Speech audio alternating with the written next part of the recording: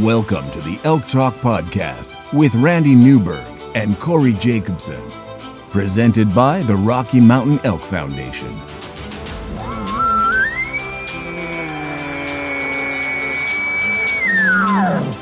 The goal is, what little you and I know about elk hunting, we share with people. I've got an elk bugling, it's like 120 yards away. What do I do? First off, the thought would never cross my mind when an elk's bugling 120 yards away to call anybody on a cell phone.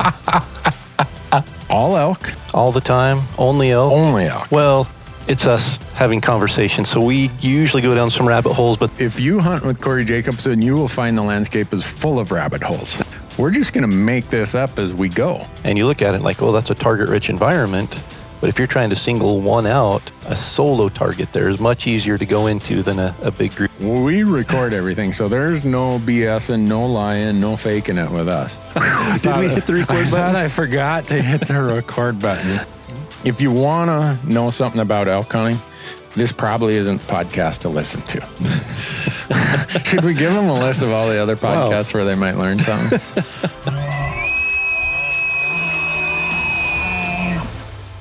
The Elk Talk Podcast is brought to you by the Rocky Mountain Elk Foundation, ensuring the future of elk, other wildlife, their habitat, and our hunting heritage.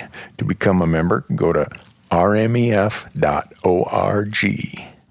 And the podcast is also brought to you by onX Maps. And with onX Maps, you can know where you stand with the most accurate hunting GPS tech on the market with land ownership maps that work offline.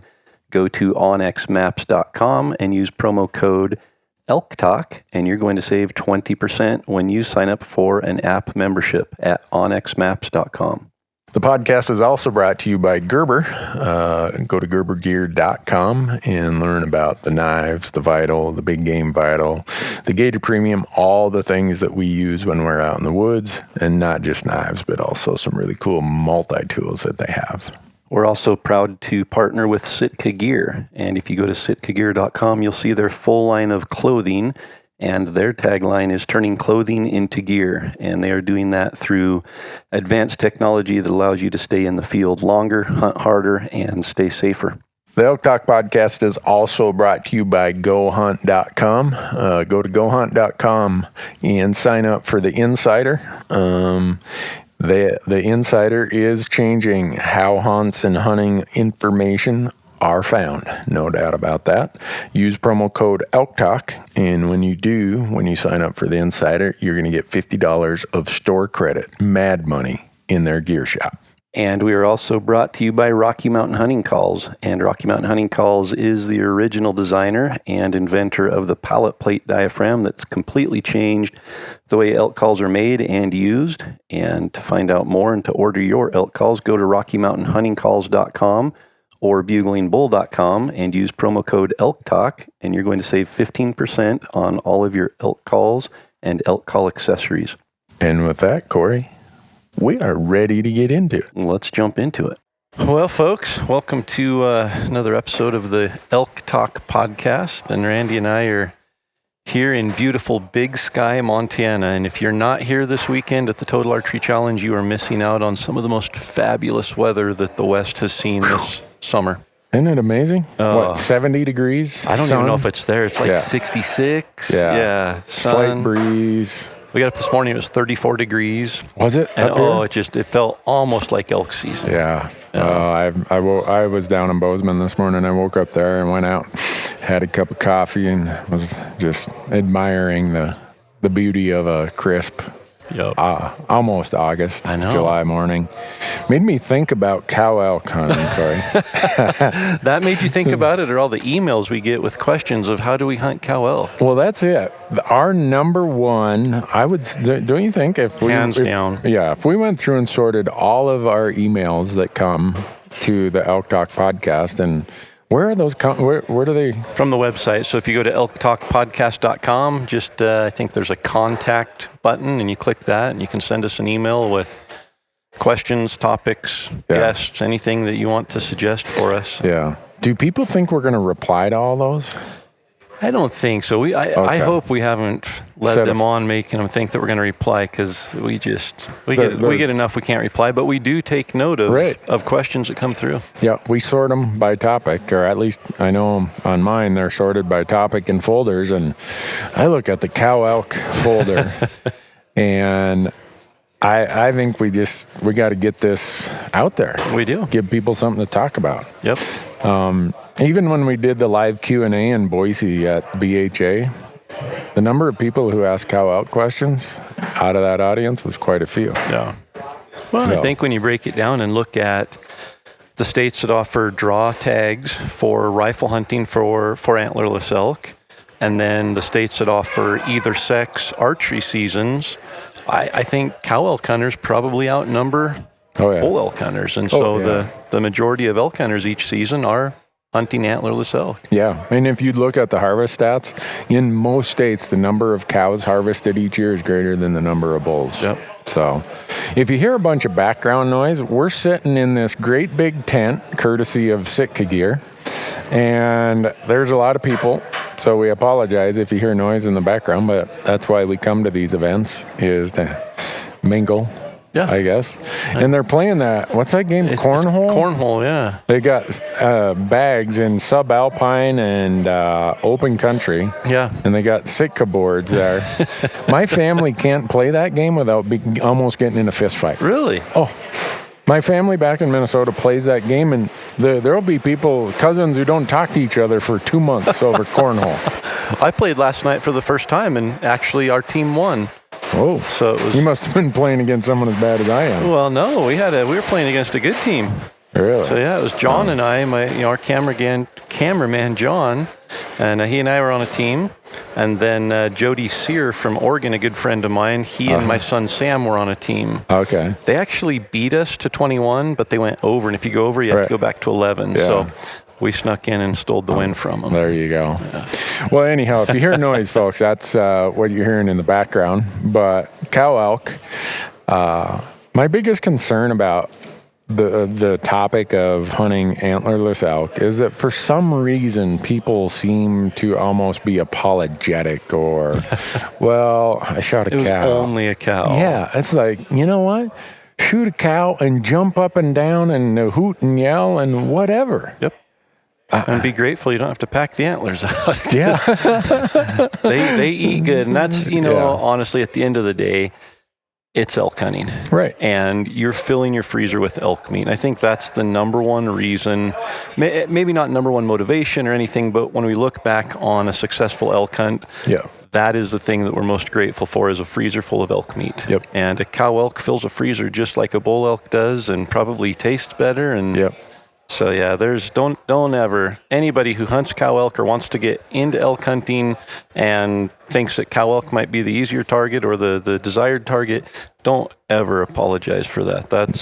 We'll congratulate you just the same. Yeah, and for me, at this point in my life, and I know there was a time I wouldn't have felt this way, but I do now, I've shot enough bulls that if you gave me the choice, because a lot of tags you get are either sex or cow or branch antlered. If I saw a raghorn bull and a cow standing there and I had the option of one or the other, I'd probably shoot the cow anymore, just because the raghorn, he's finally made it to the 2.5-year-old stage. He's made it through the most difficult part of a bull elk's life. He's starting to get smart. Yeah. I just say that myself, and I know everyone's going to have a different perspective on it, but I'm to the point where that's where I am. I have a tag in Wyoming this year that's a very long season. I drew it as a second choice, and I can shoot any elk until December 31st. So I'm probably going to go down there and try to find a bit of public land. There's not a lot of public land, but I had Marcus, my camera guy, applying the leftover draw, and he got a cow elk tag. So we're going to have an either sex tag and a cow elk tag. I suspect we're going to, if we do shoot any elk, it's going to be 2 cows. Yeah. And as my grandfather would say, we'll have a smile like a ripple on a slop pail. I have no idea what that really means. I had to ask him, what's that mean? Oh, that means you're smiling from side to side. All right. So a lot of the questions are about tell me ideas or strategies for cow elk. Tactics. And I'm guessing for the most part, it's probably in archery season rut that most of the people are asking that question, because when it comes to rifle hunting cow elk, I think you've covered, the 5 seasons, the needs within those seasons. And for rifle hunting, that's the golden information there. And we can cover that for sure again. But I think we talk a lot about calling and a lot about bugling, and cows don't bugle. You don't necessarily target them to call them in. So there's a lot of questions about how do I target a cow elk, especially during that archery season. Right. And so I'm going to let you answer most of those questions, Corey, because you do more calling than I do. I have a friend in Nevada who every year he applies for a cow elk tag. It's just what he loves to do. Yep. And he hunts them over water in August. And in Nevada, water's a scarce commodity. So you find water, you find elk. Yeah. And he's very, very proficient. His freezer is seldom empty. And I think it's cool. He gets really excited about it. And it's an early time of the year before any real rut or bugling's going on. And that's one strategy that people use, especially in these dry states of Arizona, Utah, Nevada, New Mexico, maybe even parts of Colorado. Yeah. I know that sounds overly simplistic, but and honestly, that's as we've thought, and we've talked about this podcast, this particular episode for at least 4 or 5 months, and just what are we going to talk about? Because you and I don't hunt a lot of cows necessarily. We don't target cows necessarily. So are we the best teachers on that? But I think it comes down to don't make it too complicated. Right. And we're talking early season there.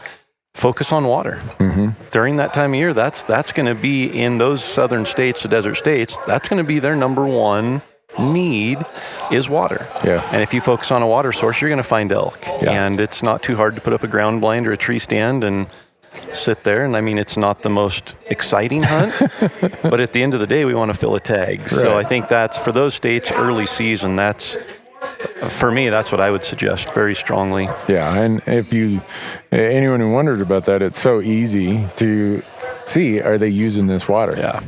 It's walk around and you're going to see Is there a track? Tracks everywhere, and you'll quickly determine, all right, here's some old crusted up tracks. Here's some fresh ones that look like they almost still have moisture in them. And all right, here they go. Last year when I was in New Mexico, it was so hot. We had that first archery season, September 1st through the 14th, and it was getting up into the high 80s, low 90s every day. And the only real encounter I had of any elk was sitting water, and this group of cows came in, and they were 7-8 yards in front of the blind.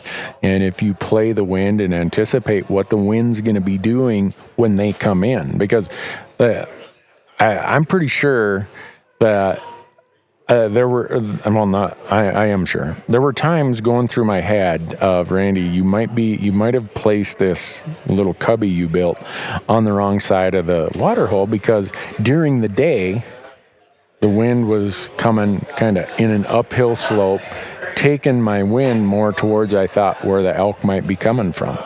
But as quick as that sun went behind the horizon, and this is why I set up where I did, but I was worried, well, what if they come in earlier? Middle of the day or something. Yeah. And maybe they tried to, and they smelled me. But just expecting, all right, they're going to come in later. Well, when the thermals changed, it couldn't have been a better setup. They just came walking right down, splashing and jumping and yee-hawing and carrying on. And if I would have set it up the other direction, I don't know that they would have came in during that evening hour. So I say that as a strategy of, when you go and sit water, think about what the wind's doing when you think they're going to come in, not when you get to your blind. Yeah, and I think it's important to stress again, we talk a lot about wind when we're talking about setting up or calling elk, and in that situation, I think wind is more critical when you aren't, because you aren't mobile anymore. Right. You've got to dial that wind in and make your setup count, because you can't get up and move around the hill when the elk start coming in if they're coming in below you and wind's going down. So yeah, and kind of like when you do a setup, you're calling in a bull, what does he do? Always. He circles downwind, and he might just stand there and watch and listen. And I don't know how many times I've watched groups of elk be coming down off a hill to a water hole, and they get, 200 yards away, and all of a sudden they make a hard right or a hard left, and it's like, what are they doing? Oh, they're going sweeping downwind. Exactly.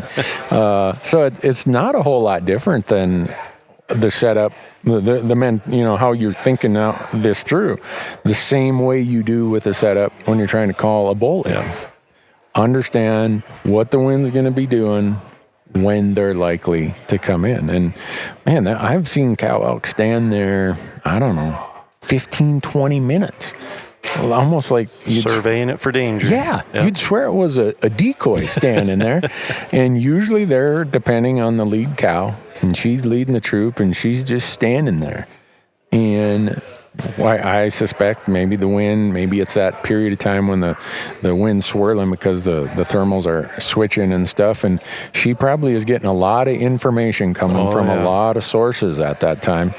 And I often tell people that the mindset of an elk is, I just have to live until tomorrow. Yeah. They're in no hurry. They don't have a calendar that says, I promised my buddy I'd be back down to the trailhead a half hour after dark. I've got to get a drink of water now. Yeah. So you got to think about the fact that this cow, she's probably one of the older, smarter animals in the whole. Smarter than any bull that you're going to hunt. Yeah. So she's not in any hurry to get shot. Yeah. And if she's got to stand there and, I don't like this, I think I'll go back up in the hill till dark, they'll do that. Or go over the hill to another water source. Yeah. And I think that's a really good point. When these elk are coming in, they are still paying attention to their senses, probably even more than when they're coming into calling. Yeah. Because elk, every movement they make is made around their senses. Whether it's moving with the wind in their face, whether it's stopping at a visual point where they can just scan the area and see if there's any danger. And when they come into a water source, they know I'm going to be spending a few minutes here. We're going to splash around. We're going to get a drink. I've got to make sure there's no danger anywhere around. And so they'll stop and stare for 10 minutes and make sure nothing's moving. They'll circle around downwind and make sure that they get a scent of anything that might be dangerous. And so the setup's so critical. And I think that might be where a tree stand lends itself a little bit more from a visual. You can see them coming. You've got, you can play your scent a little bit better. Yeah. Ground blinds are handy though too, because you can conceal your scent a little bit better, and you just sometimes don't see the elk until they're on the water hole. But either one can be effective. I think if an elk sees something out of place all of a sudden, like a ground blind set on the edge of a water hole, that might, I've seen antelope for sure that will avoid that water hole just because there's something new there and they don't trust it. So the only problem I've seen is surveying the landscape is in a lot of places, setting a tree stand up in a pinyon tree would be we're talking about those desert states where there's no water. And typically there's no big trees either. Right. But another thing is sometimes when you go there, and I do this for bulls also, is if you're wondering what the wind is doing, you're trying to predict, okay, what's the wind going to be doing this afternoon? You can almost look at the entrance trail and the exit trail that the elk use, because they use those same trails historically. So they'll look like beaten cattle paths. So you can see the tracks going one way when they're coming in. Okay, they're using that as they're coming in. All right. A lot of times, not always. Sometimes they use the same trail both ways. Sometimes they have a slightly different trail when they're going out. And that will give you a pretty good indicator of where the wind is or where it's coming when they're coming in and when they're going out, because they're going to be coming with the wind in their face. So and if I was hunting that style, I would no doubt employ trail cameras. Just put a trail camera up on a water hole. You know exactly what time they're coming, and it's usually going to be pretty patternable. And you're going to know where they're coming from and all of that. So that's one thing that maybe you don't have an opportunity to be in the unit before season opens, but if you do, even if it's just for a day, drive out there and set a couple trail cameras on water holes, and then as soon as season starts and you show up to hunt, you go check them and make your determination from there. Yeah, and when I've hunted, whether it's antelope, whether it's mule deer, whether it's bull elk, over with water, there's been a lot of times there really wasn't a good setup near the water. But the trail's coming in. If you examine that trail, there's going to be a corner to that trail. There's going to be some place, it might be 100 yards or 200 yards away from the water. There's going to be a spot that is the perfect ambush place. And we've always said, you know what, we'd rather be further from the water, take our chances that maybe they're going to use, we hope they're going to use this trail tonight, but okay, maybe they'll use trail number 2. But at least we're not going to blow them out of there, because if they smell you there, the game is probably over for quite a while. And they're going to remember that smell, and they're going to circle a little bit wider the next time they come in to see if that danger's still there. Yeah. So I guess the point when we start with this kind of setup thing is, don't think that only a bull elk is out there using his nose. Oh, yeah. I mean, I think people have this belief that, cow elk are dumb. And you laugh. Yeah. But you said it earlier, you know, she's probably... The lead cow is probably the smartest elk you will ever hunt. Yeah. So that's kind of I just kind of work this through the seasons. Yeah, so early season there, you know, in those desert states, that's a good tactic. Spot and stalk, you know, we hunted New Mexico and it was all grasslands. It wasn't a problem at all to spot elk out there. Right. But, you know, if you have an opportunity to ambush them and stalk up on them while they're in their beds, you can see where they're going to bed down. That can be effective. No different than hunting mule deer or elk that you have to spot and stalk. And then when you get into some of the mountain states, you know, Montana, Wyoming, Idaho, Oregon, as you're looking at cow elk early season, you know, I'll use an example. My dad was an outfitter, and I would say probably 60% of their business was antlerless elk. Oh, wow. And they would go back to one show in Michigan, and they would book out their whole season there. And it wasn't a trophy hunt by any means, but it was an elk hunt out west. And in Oregon, it's legal to bait animals. And they would just put out salt licks. We'd go and salt, you know, Memorial Day weekend, put salt out.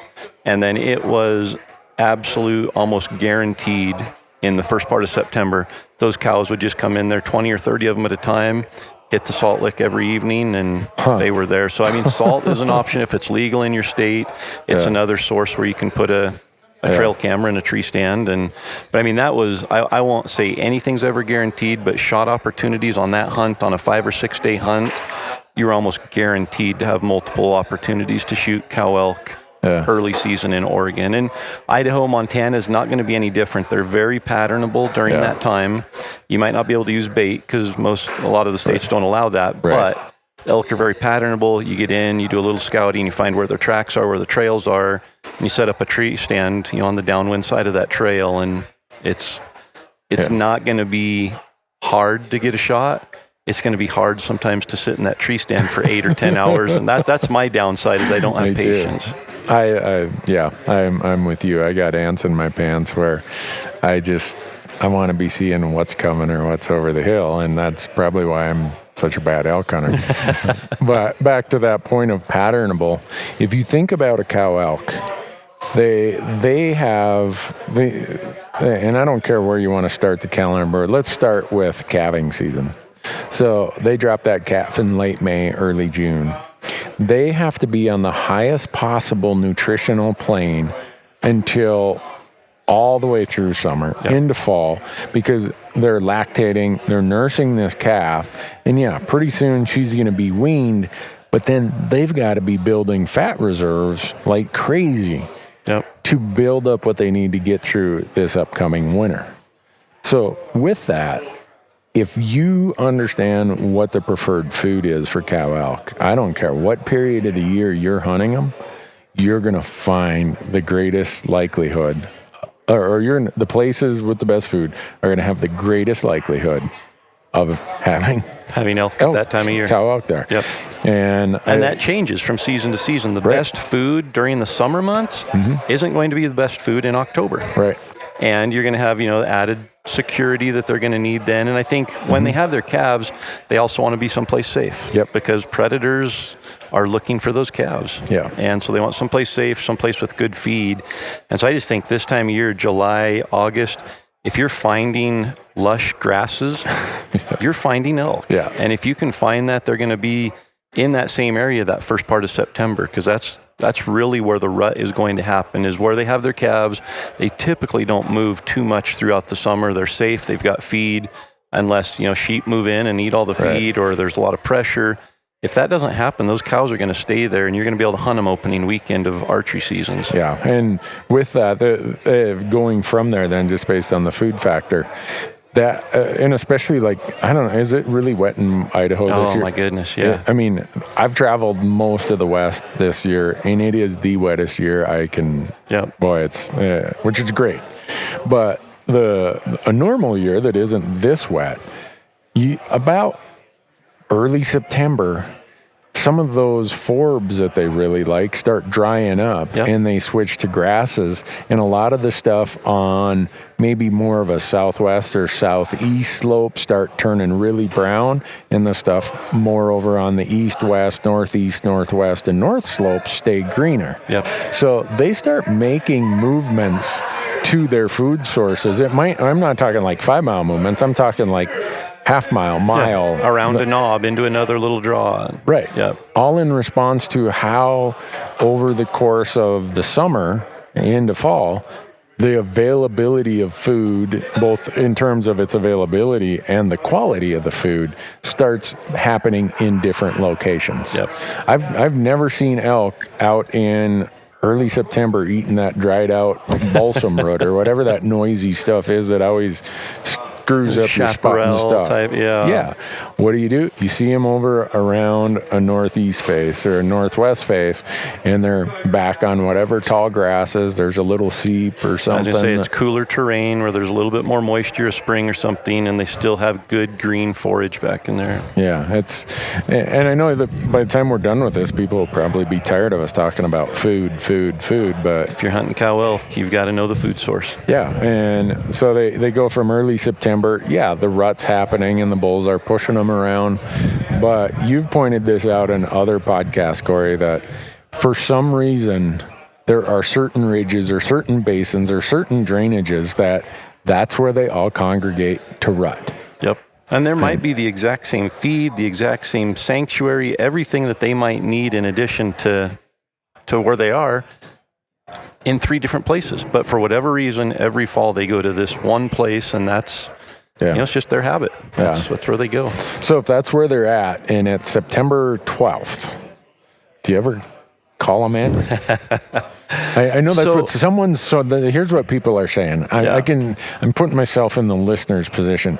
All right, Corey, you've walked me through the early part. It's now September 12th, and I see that basin you're talking about, and there's a whole bunch of cows and some bulls running around there. All I have is a cow tag. How do I call that cow elk in? Talk a lot about calling in bulls, and that's easy because bulls bugle and we get aggressive with them and we can challenge them. And can you challenge a cow elk? So, no, I think, and this is coming, I won't say from limited experience, but from a standpoint of targeting cows, my experience is limited. But from a standpoint of being with cows, observing cows, calling when there are cows around and all that, I think, I've spent a great deal of time there and observed a lot. And I probably, if it was me and I had a cow tag, I wouldn't change a thing. I would approach it just like I call a bull. I would target the bull for calling, and I'd just be looking to fill my cow tag when a cow comes through there. Because typically, and I'm working on a module for the University of Elk Hunting about hunting cow elk. And we're going to include that in there, and some of these details. And the nice thing about within the University of Elk Hunting is we can include video clips and everything. But I've gone back through our footage and everything from the last couple seasons. I think I've had more opportunities to shoot a cow elk than I've had to shoot a bull elk. Just from hunting the bull elk, you're going to get opportunities at cows. So calling aggressively, getting in there, trying to get the bull to come by.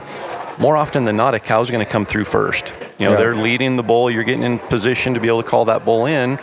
They're either going to push a cow through there, or the cow's going to come running in there to see what's going on. So that would be my primary focus and strategy for hunting cow elk, is hunt them just like a bull. Go and target a bull, find a bull that's bugling, call the bull in, do everything you would want to do to call that bull in, and when he comes in, you're going to find yourself in the middle of the herd, and you're usually going to have opportunities on a cow. The other thing that has worked really well is if you do a lost calf call. Cows are very protective of any calf, not just their own, but they hear a lost calf crying and they're like, I got to go help that calf out. And so just a lost calf, which a calf sound versus a cow sound is just a little higher pitched, a little shorter. And you just add, again, that emotion. We talk about calling with emotion. And when you're giving that signal that I'm a lost calf, you've got to sound scared. You've got to sound, like I'm all alone. I got separated from the herd. Mom, help me. Yeah. And put that into those calf calls. And I can't tell you how many times we've done that. And it fires a bull up, but it's usually a cow that shows up there first looking for that calf and getting ready to bring it back to the herd. So those would be my two primary strategies for calling: is approach it like you're calling a bull. Be aggressive. Get in there, set up, get as close to the herd as you can, call it in. And you're probably going to call in 4 or 5 bulls that might be satellite bulls that don't come with any cows, but you're going to have an incredibly exciting hunt, and you're going to have opportunities at a cow. Yeah. And this is just kind of spinning off what you've said there about hunt like you're hunting bulls. I think about the number of times where I've been following a herd and it's like, okay, they're bedded. Oh man, I hear a cow over here that's 250 yards away. I try to get between that straggler cow and the herd, thinking maybe she's got a bull that she's going to drag past me. Yep. And I might let one cow call out, just to let her know, hey, you got a friend over here. The number of times, usually it's just a solo cow, it doesn't have the bull straggling along with, but the number of times she comes walking along, or trotting sometimes even, on her way, and then I think there's obviously this comfort of, okay, I know there are more of my siblings in my family over here. That's where they're at. And so kind of like sometimes you try to get between 2 bulls, or you try to get between a bull and what you think is his cow. Yep. The same thing you can do with cows, with those ones, because it's not like every cow walks through the woods in one cluster. There's stragglers, and there's some adventurous one that, I like to eat whatever it is up there, and strays off 150 yards from the herd, and they're going to be in the same general area. But if you use the wind to your favor, I think that's where I've had most of my encounters where I could have shot a cow with my bow. And it was usually in hopes that she's going to bring a bull by. Yep. Well, you just look, when we hunted together in Montana, was that 4 years ago? 3 years ago. 3 years ago. That first evening, the bull we called. It was 4 years ago. 4 years ago Holy this cow. year. Yeah. Time flies. So that bull that came in the first evening that I passed up, that you gave me a really hard time about. Yeah. What was right in front of him? A cow. She came into the calling setup first. The bull was coming to us. The cow wasn't getting away from him. He was pushing the cow. So the cow's in front of him. Could have shot her all night long. Yeah. The bull on the last day that I ended up missing, he had 8 or 9 cows, and there were 3 cows closer to me than the bull was when I shot at the bull. So again, opportunities there. Last year in Oregon, when we were hunting Roosevelt, the only shot I got at a bull, I had 2 cows walk within 10 yards of me while we were set up calling the bull in. So I wouldn't change a thing. If I was wanting to hunt a cow, I would bring in all of the excitement of calling and bugling to the bull and just shoot a cow when it comes in. Yeah. So I know it sounds simple, and like Randy said at the beginning, you're probably listening thinking, okay, yeah, this is really simple. I thought of that. I want real meat and potatoes here, but don't overcomplicate it. Yeah. That would be my strategy, and I would be confident that it would be a successful strategy. Yeah. I think cows are more predictable for a couple of reasons. One, their need doesn't change as much as a bull. Yep. They aren't pressured as much. So even though they're still smart, people are very careful as a general rule, at least in archery season, about I don't want to bump them, I don't want to bump them. You get the bulls that are the satellites, or the bull moving back and forth, he's likely to encounter more humans than the cows are. And so that leads to a more consistent behavior, I think, in cows. Food, and more food. And therefore, it probably allows for a more consistent approach in how you're going to hunt them. And I don't know. I'm sure some people are like, well, that's not what I tuned in for. I was hoping for some actual helpful advice here. Right. And if anyone tuned in thinking that, cow elk hunting is you're going to call them in and somehow because you use a bugle, a cow's going to come bugle back in your face. Yeah. That's just... And I will say elk are a very vocal, communicative animal. And if you hear a cow making cow sounds and you start cow calling, a lot of times just that's going to bring her in to say, hey, are you part of my herd? Or I lost my herd. I feel more security around you. And so I certainly wouldn't stray away from that, strictly focusing on cow calling a cow in.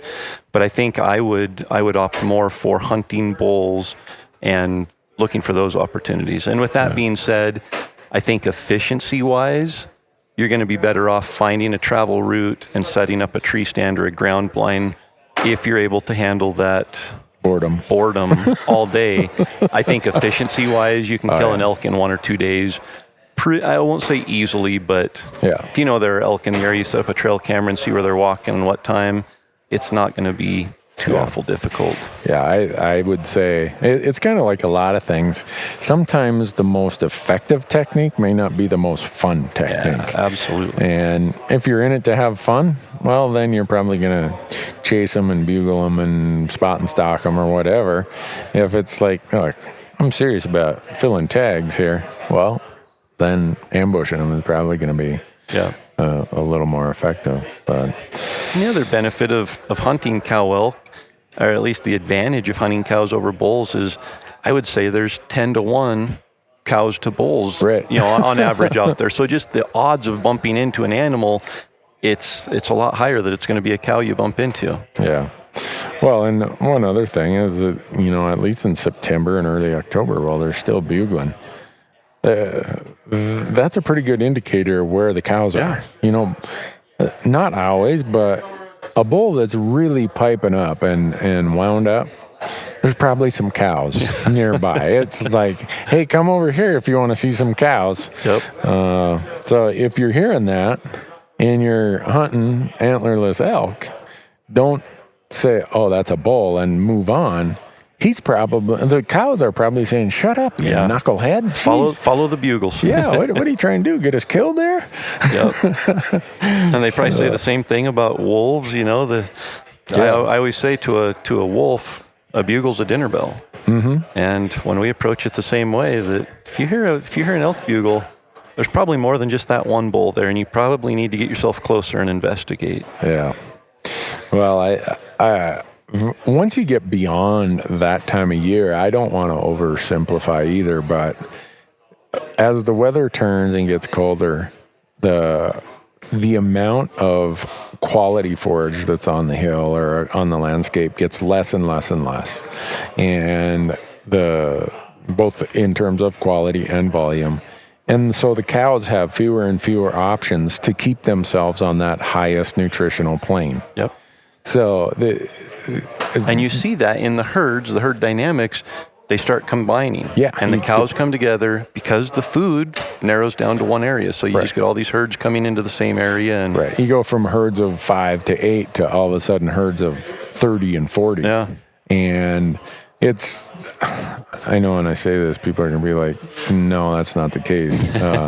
But I do think cow elk are way easier to find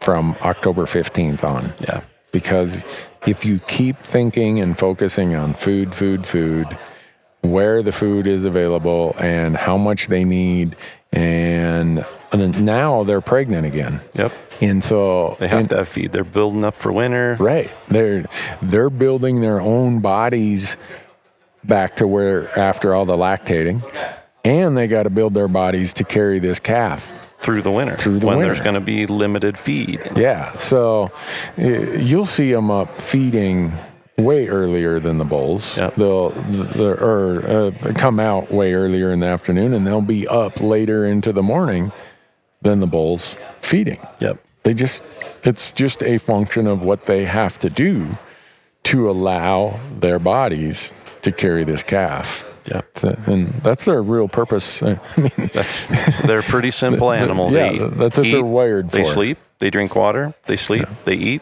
Right. They have a calf. They raise the calf, they kick the calf. I mean, it's. Right. I think sometimes we overcomplicate it, and when we break it down into the simplest form of what the elk is doing, how the elk is staying alive, that's really all you need to know. And once you overcome how the elk's staying alive, and once you figure out what they're doing for food, it's just a matter of going in there and making the shot. Yeah. And it's not like they decide, food's my primary focus just because I like to eat. It is their number one goal, their motivation. They are wired that this calf that I'm getting through the summer and then this calf I'm carrying in my body, that's my priority. Yep. And in order to accomplish that priority, it all comes back to food. Yep. So it was interesting for me where we live. We've got a decent sized herd that makes its way down from fall to winter, and stays down on the flats there. And it's always interesting to see. You never see them. They're just, it's hard to find them from like October 15th through, say, November 5th or November 10th, somewhere in there. They're in sanctuary mode then. They're trying to get away from the rifle pressure. Rifle season's during that exact time. As soon as rifle season ends, they come out of the woodwork and they are eating everything kind of at that mid-mountain place. They're on their way down the mountain. They all combine right there, and the herds go from, the bulls in that area probably have 3 to 4 cows on average each during the fall. And then all of a sudden there's 90 elk together right behind our house, 90 cows and, a couple spikes and the smaller bulls all concentrated together, all feeding there. And they stay there for about 2 weeks and then they disappear, and they go about 2 miles down the valley. They hit the flats, and that's where they stay for the winter. And so you see that feed availability shift, and those elk absolutely shift their needs, and they shift their locations where they're finding the best feed, and they try to hold out as long as they can up there, knowing that if we go down too early in the winter range, we're going to eat ourselves out of food there. So we've got to get every bit of edible food here mid-mountain before we drop down. And just understanding, it's something you don't go out there and scout for 3 days and be like, okay, I understand what elk are doing throughout the year now. It's something that it's year after year of being there and seeing it but once you get that dialed in, it's pretty easy to pattern. Hey, there's a short range weapons season that happens November 10th through November 24th. The elk are going to be right here. I'm going to be there and ready for them. Yeah. Well, you make a good point about how they move from I'll call the summer range to the winter range, which that whatever distance or area landscape that they travel from summer to winter, we always call transition range. And in a year like this, so just talking about the variabilities of drought versus moisture, in a year like this, they're going to stay up as high as they possibly can. Back to your point of they want to make sure they've cropped off all the good stuff as high as possible, saving the stuff lower for later when the snow comes. So you might have seen elk in a drought year that are quite a ways down the transition range because that's just where the food may have been, or because of an early snow, or whatever it might be. A year like this, there's going to be a lot of food on that transition range when it's this moist, and they will stay up there as high as the weather allows them to. So they might get to the winter ranges later. Because they have more food. Right. And it really depends. If it's a late winter and the heavy snows don't fall, they have no reason to go to that winter range because there's abundance of feed in that transition. Yeah. And that's something I think, that's worth mentioning also and pointing out is, you think about all the feed that's up high this year, but what I've found is when the cows have their calves, wherever they are when they have their calves, that's typically where they're going to be throughout the rest of the summer and into the first part of the rut. Yeah.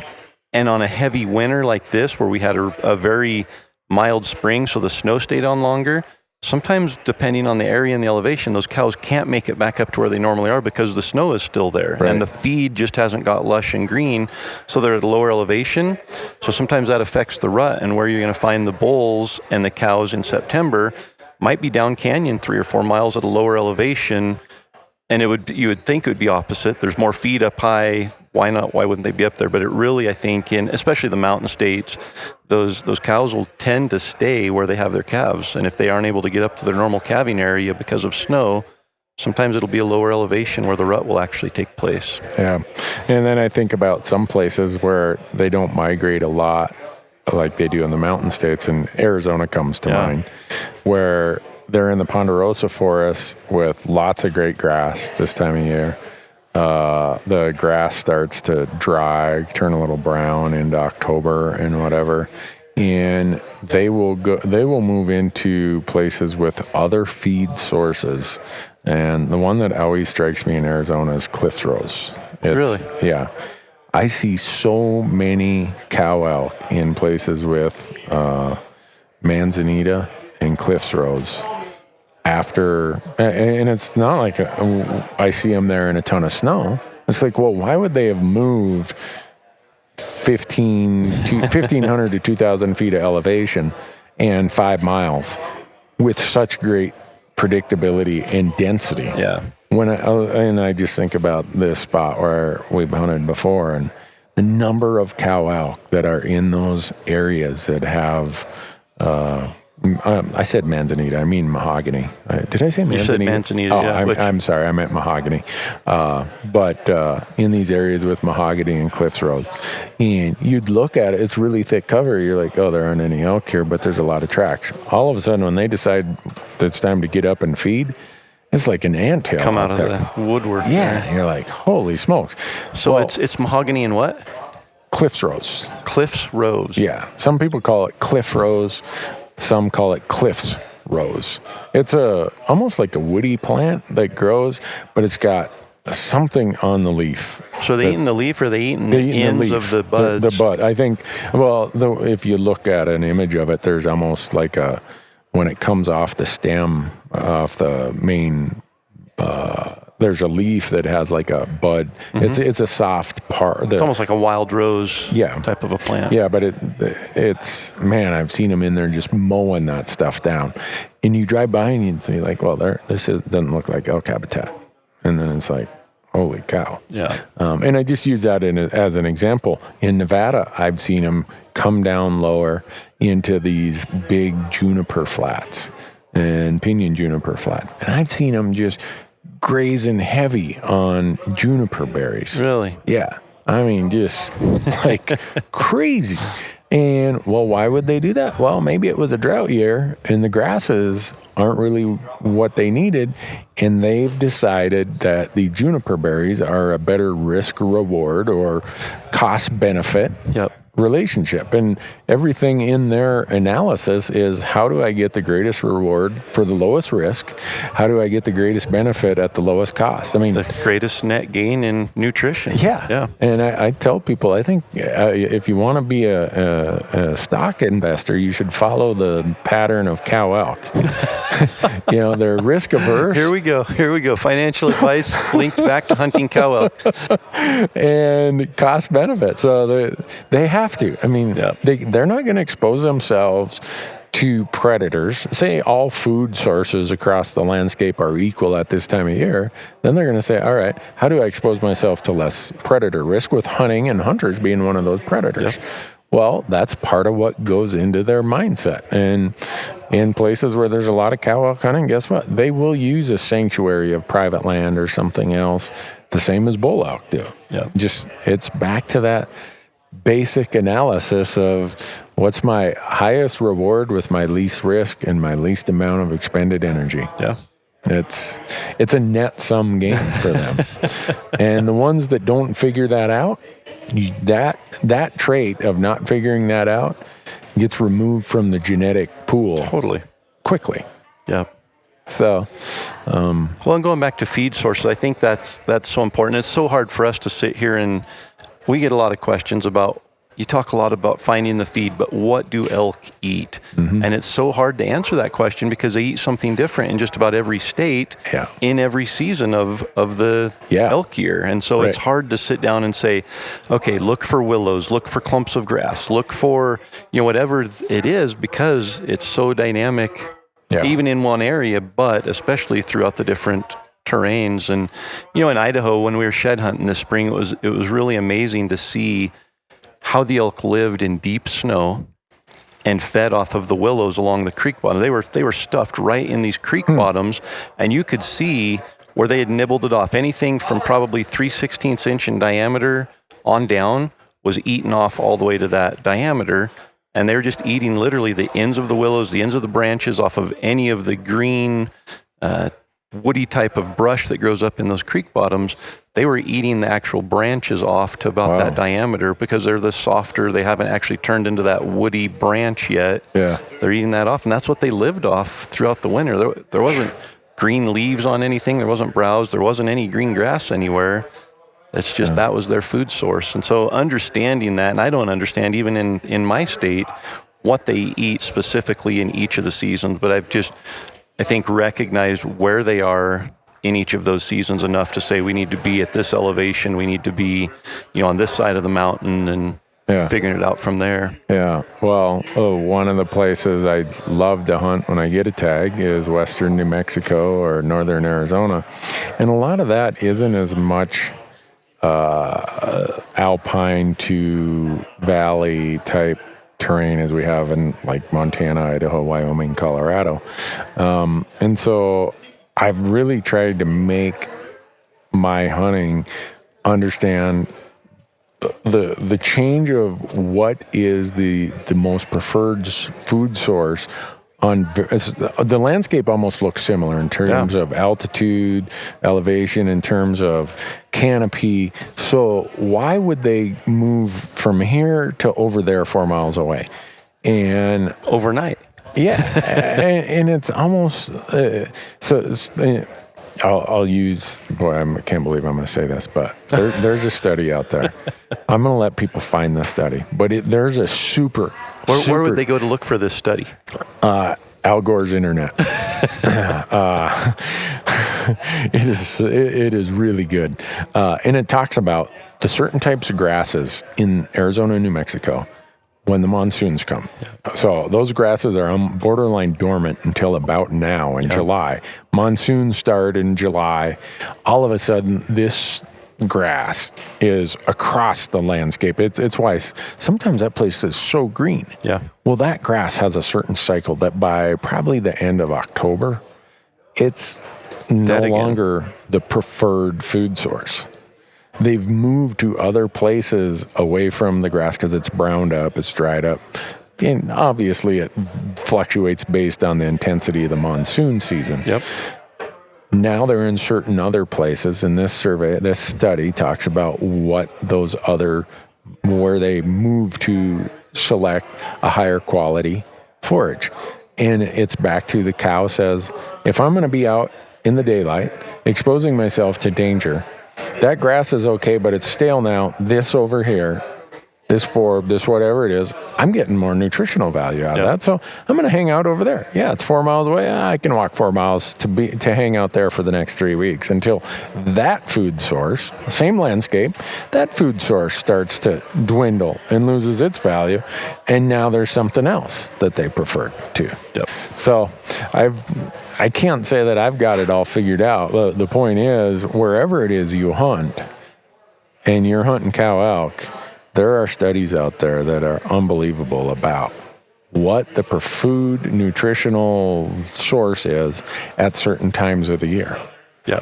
And you look at humans, and I think in the last few years, we've started looking more closely at what we're putting in our bodies and wanting to be most efficient. Yeah. And wanting to figure out macronutrients and the things that we need, as far as carbohydrates and calories and all of those things. Elk have had that figured out for years. And they know this time of year, this is going to be the most nutrient-rich available food source. And that's where they go to. And as you were talking, I thought we were driving home the other night and there was some horses and cows, some cattle just in a pastured area, and almost every one of them had their head stuck through the fence, reaching the grass on the outside. You hear the grass is always greener on the other side of the fence. Yeah. And as you were talking, I thought, cow elk are going to eat all of the food at higher elevations before they transition, knowing that they're going to need that food that's right there and available to them in the coming months. And this other food's not going to be. And, you look at cattle and you think, man, they're stupid. They have food right there. But maybe they're thinking ahead and thinking, if I can get that food out there now, I can leave this here, this easier food, for when I really get hungry. And yeah, and we did a film up in Alaska with a biologist. Her name is Sophie Gilbert. She's got a PhD. She researches deer more than anything, and she put it in a really good context. We're talking about the migratory patterns of alpine Sitka blacktails. she said, think about it this way. As quick as this, some period in the fall when the forage dries up, the nutritional value has reduced to a point where now this doe, or in this case a cow elk, is starving between now and when it greens up again in the spring. So her goal is, I know I'm going to be starving for from the next November 1st until March 1st or whatever the period is. Right. So I have to just make sure I don't starve at a rate that's so fast that I deplete my, she called it a bank account. Yep. So I can take a little out of my savings. And she said all this fat on their rump and their back and everything is kind of like they got to build that savings account up. Yep. Because for the next however many months, depending on what landscape they live on, they are withdrawing from that savings account. And if they get to March and they're out of fat, they're out of savings, they're going to die. Yep. And you look at, and if you look at a deer, we'll talk about deer because elk, I think, are a little more hardy, and elk can survive a little better than deer. But deer are a great example of that rump fat and the fat along their back.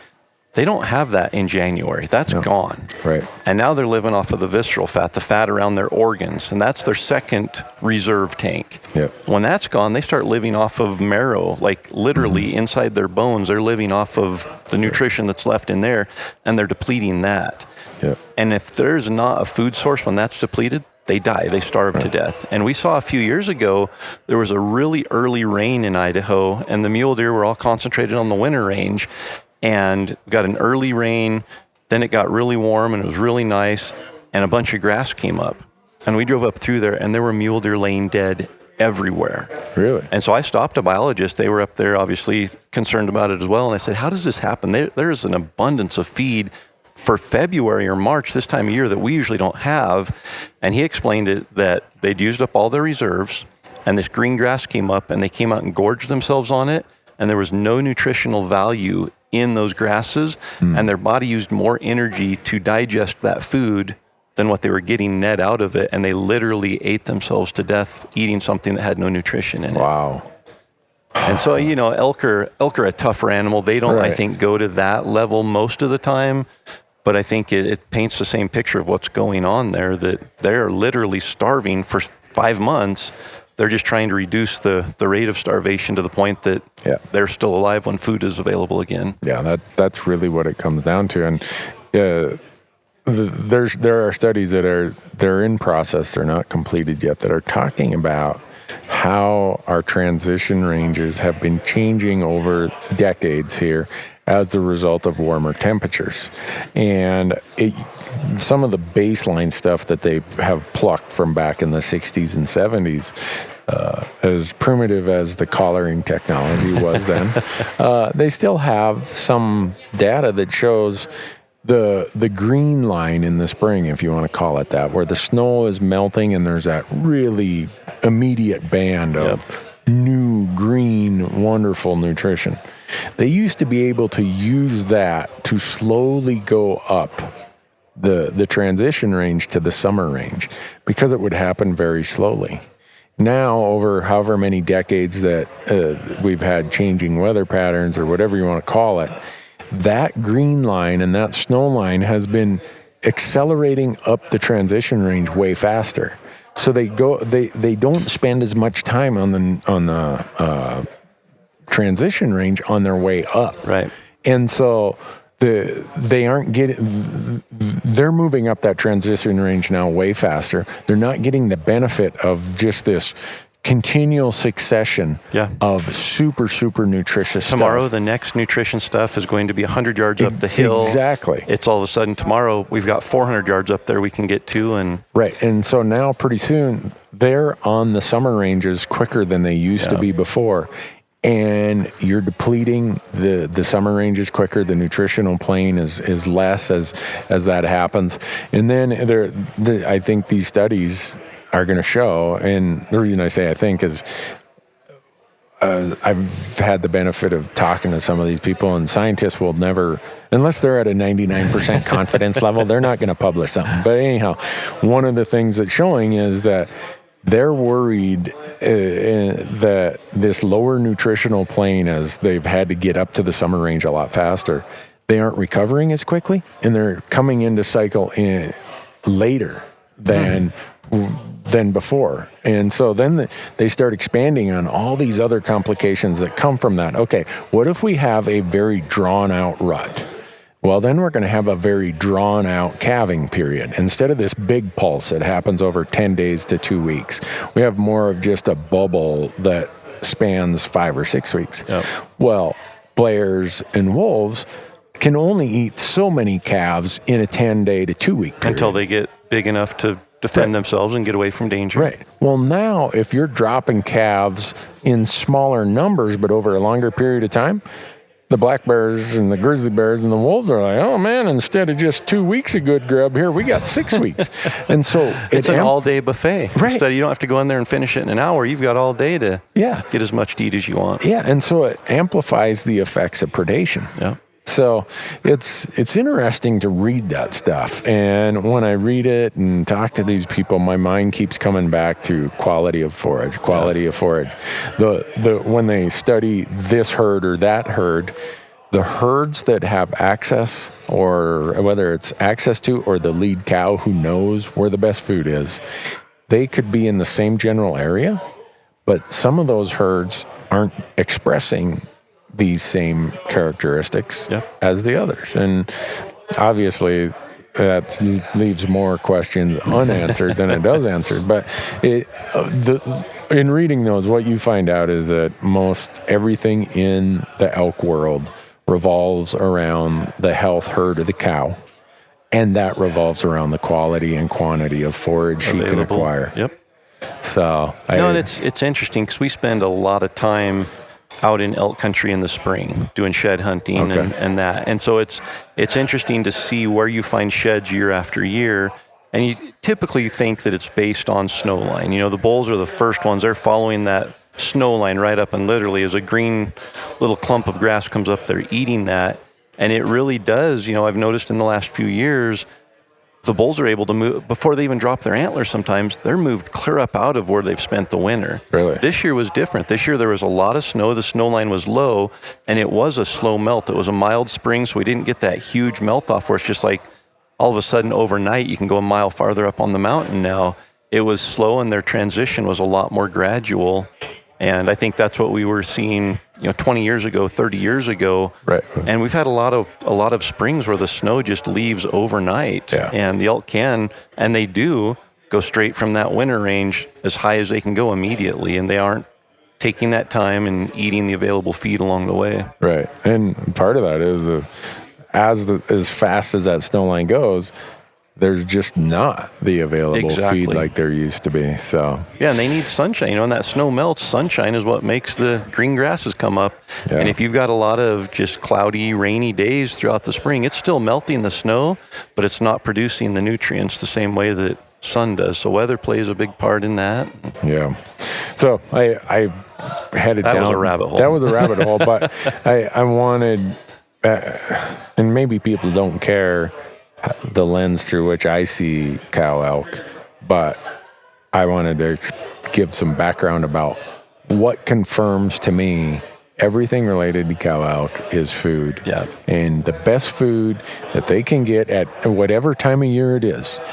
And you were saying earlier that, okay, the best food might be over here in July, but that might not be where the best food is in October. Yep. So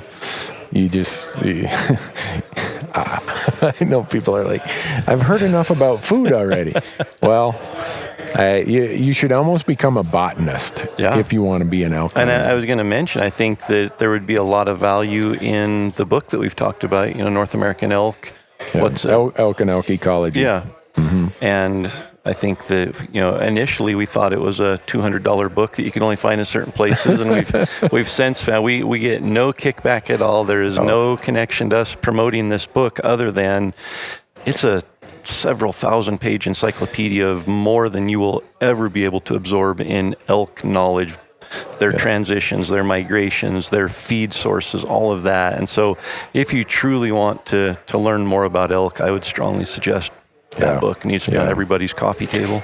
Yeah, it's by Jack Ward Thomas, and you can get it from the Wildlife Management Institute now for like $60 instead I think it's of Amazon. like 41 or something. Okay. Yeah. Yeah. I see they keep reprinting it, and I'm thinking, is it because so many of us have been preaching it for the last couple of years as kind of the Bible of elk and elk ecology? And there for a while, the only place you could find it is like on eBay, and it was $160. And yeah, crazy. Now that they've reprinted it, there's definitely been a supply available. So yeah, and then kind of similar to that, some other places to get really good information and research on elk, cow elk, any elk is there's the Forest Service in partnership with the Rocky Mountain Elk Foundation has a thing called the Starkey Experimental Forest in Oregon, and they've been doing research there forever. They actually have their own elk herd that is so habituated to humans, one of these herds, that they can follow them around and mingle with the elk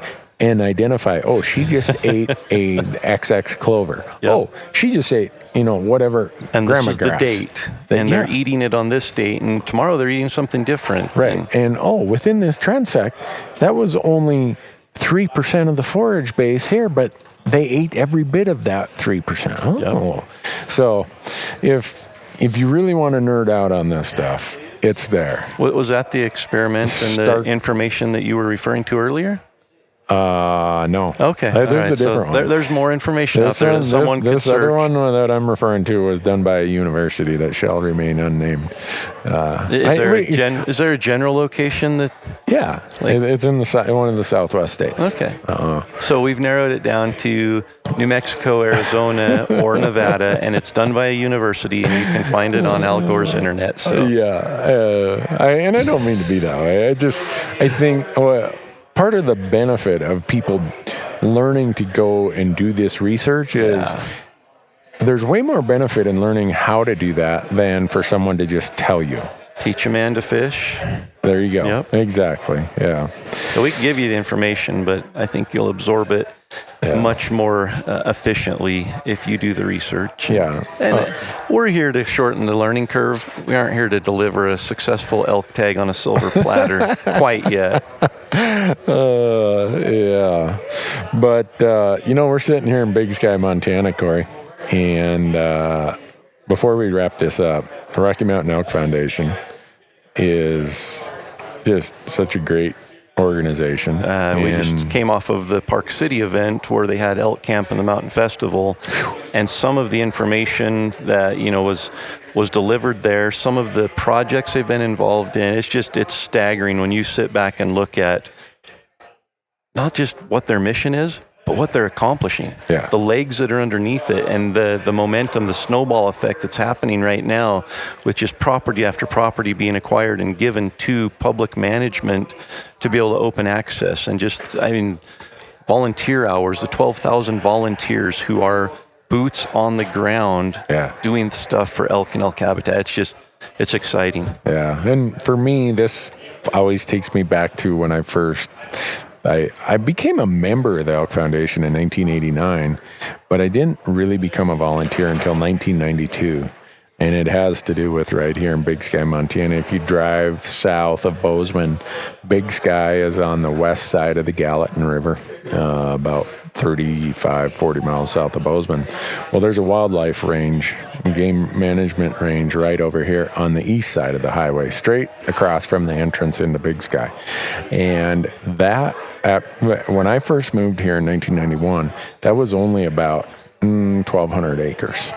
And then because of the old days, when the railroad companies, timber companies, mining companies, the federal government gave them every other section of land if you'd go and build railroads and roads and communities and whatever. And so it created this checkerboard pattern. Well, one of the places that was checkerboarded was what's called the Porcupine Drainage right over here. And it's just unbelievable wildlife habitat. The amount of elk hunting days that go on there. Well, all the trails going in there, either the trail going up to Windy Pass, the trail going north into Portal, the trail going south into Buffalo Horn, all the way to Yellowstone Park, crossed all these checkerboard pieces. Well, in 1993, an out-of-state group came in and bought all this from Plum Creek. Plum Creek got it from the old railroad, because the railroad companies they put all their land in a holding company, I think it was Great Northern or Burlington Northern, one of them anyhow, formed Plum Creek.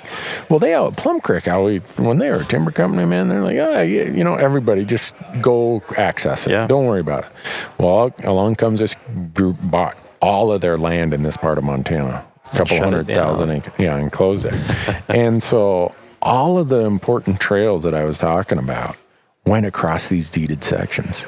We lost, and it was like, oh no, what a train wreck. This is terrible. Yeah. Along comes Rocky Mountain Elk Foundation, and them and some of their partners. The Elk Foundation, I always want to say, hey, we do this with any other any willing partner. So I say Elk State Foundation, agencies, other conservation agencies, right, other land trusts, but in this part of the country, the Elk Foundation swings a big stick. And they convinced the Montana delegation to go to the Land and Water Conservation Fund and work to get an appropriation, because Elk Foundation and a couple other groups stuck their neck out and bought that land. Got an option to buy that land up Porcupine.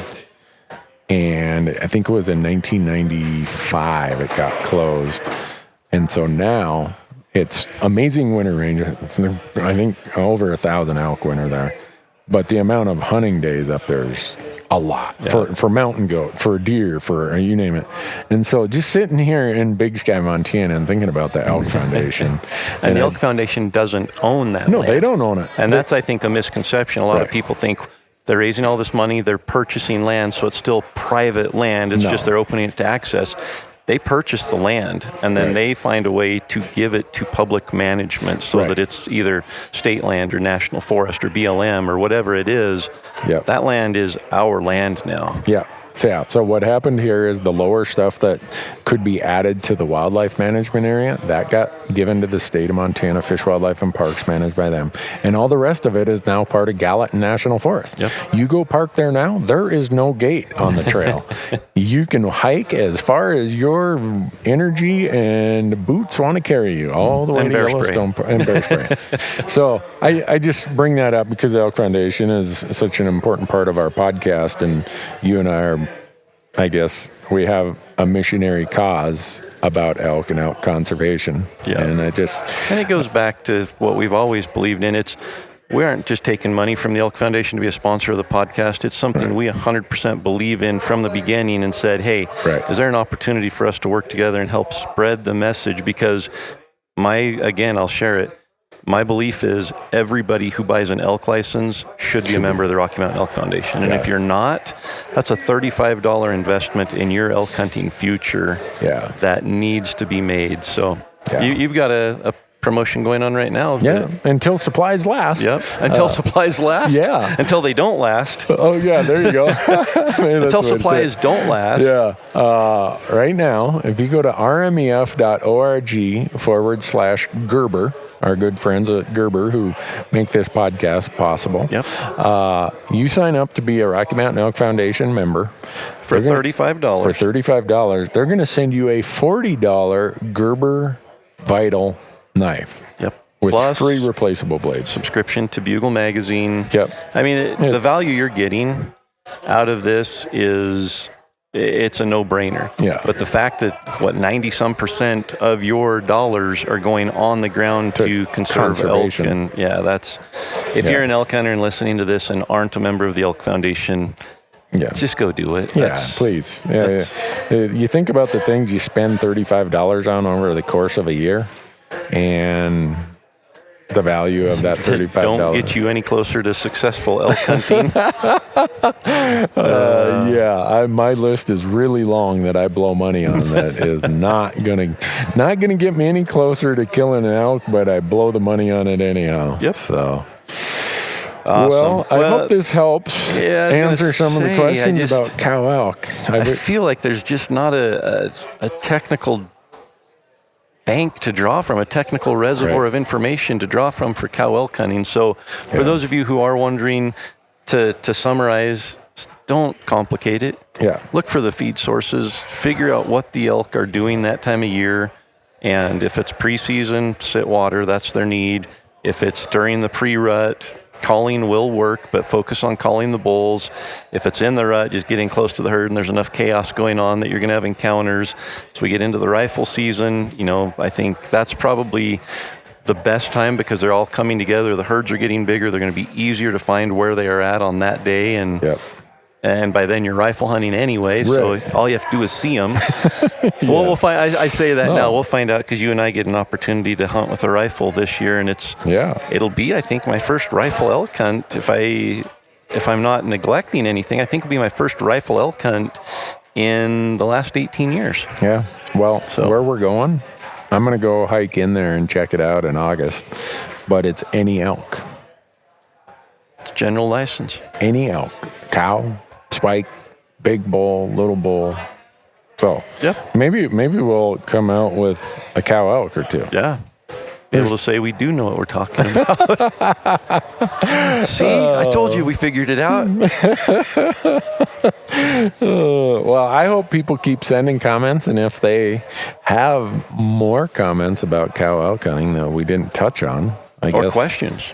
Questions, comments, let us know. And again, we don't know everything. We've got a lot of years of experience between us, and I think that we're maybe on the threshold of going beyond novice at this point. Maybe. But we're there's a lot left to learn, and if there are things that we don't know, we take that as a challenge to find out. Yeah.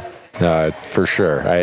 First of all, I say I don't know, but that doesn't mean I'm just going to say I don't know and move on. Yeah. For me, it's like, like you said, a challenge. All right, I got to figure this out. Obviously, I'm not doing my homework. I'm sloughing off here. So, well, folks, thanks for listening. Thanks to everybody for at least keeping the noise down to a tolerable level. It's starting to pick up. I think the crowd out there is getting a little bigger. People are coming in off the courses. I got 500 dilly bars over there at the RMEF booth that I got to give away. If you don't give them away, you're going to be eating them between now and elk season, and that's not good. That's not going to bode well. No, it's not going to bode well, but I guess either you carry your calories in your pack or you carry them around your waist. So you're going back to the winter mentality. You're going to be starving yourself to death right up until the point that you actually need to eat something healthy. Yeah, probably. There you go. Don't do what I say. Do what Corey does. Don't overdo it on the dilly bar. All right. Thanks for listening, folks. We'll catch you on the next one.